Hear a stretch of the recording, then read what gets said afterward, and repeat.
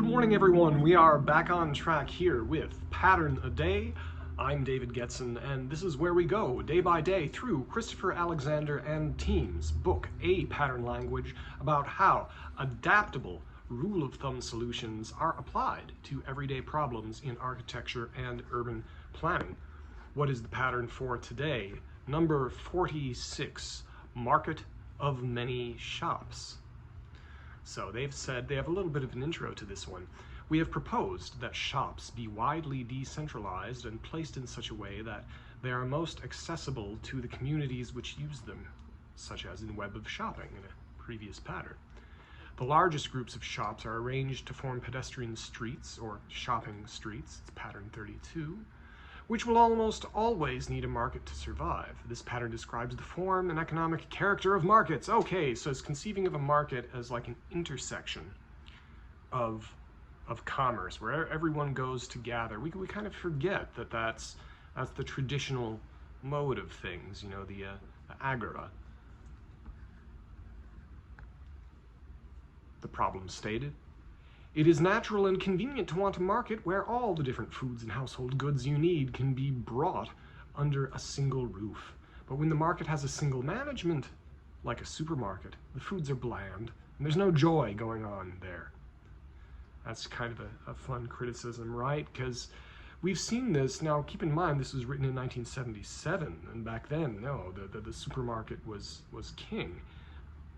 Even today to some extent, but you've seen, we have every Thursday, right? Out here, we have the farmer's market. You have independent places where there are little booths of places that come together. When I was working, actually, when we founded Living Process in Iowa, there was a market that was like this, with independent sellers having their own little booths inside of it. So, what do they say? Therefore, instead of modern supermarkets, establish frequent marketplaces, each one made of many smaller shops which are autonomous and specialized, cheese, meat, grain, fruit, and so on.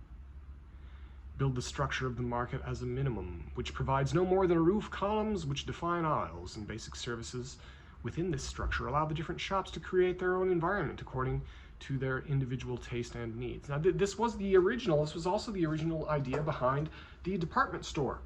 Marshall Fields, get your pattern language living process bingo ready. Marshall Fields in Chicago. That was the original idea of the department store, where it wasn't necessarily something like we have Macy's today, nice as that is. Macy's does retain this character a bit, but Marshall Fields was a place where originally there was the Marshall Fields Wholesale Building, which I believe was designed by William LeBaron Jenney, a famous Chicago architect. But you had independent sellers all in one place, which made it more convenient for people to buy stuff and save time. Therefore, they bought more stuff, and the Field family was able to provide this space more efficiently for the retailers, bringing costs down a little bit. It really was a win-win. And so I think we've been seeing a revival of this kind of typology in recent decades, and the whole point is that lots of people find it very pleasant. Imagine what, IKEA is begging for something like this to happen. IKEA tries to be like this, but it mimics the form of this without actually having the independent nature of it. Imagine if there was something like IKEA, but it was all independent. Well, I suppose there is something like that. There's the Jackalope Arts Fair, which goes around, happens once every 2 months. It circulates Burbank, Pasadena, and different places. People selling crafts, art. So yeah, this has been certainly something that we've been experiencing in the real world.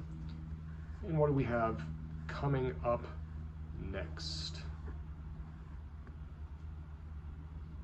Tomorrow we'll have number 47, Health Center, next time on Living Process. Remember to like, share, and subscribe, comment below, and thank you for listening.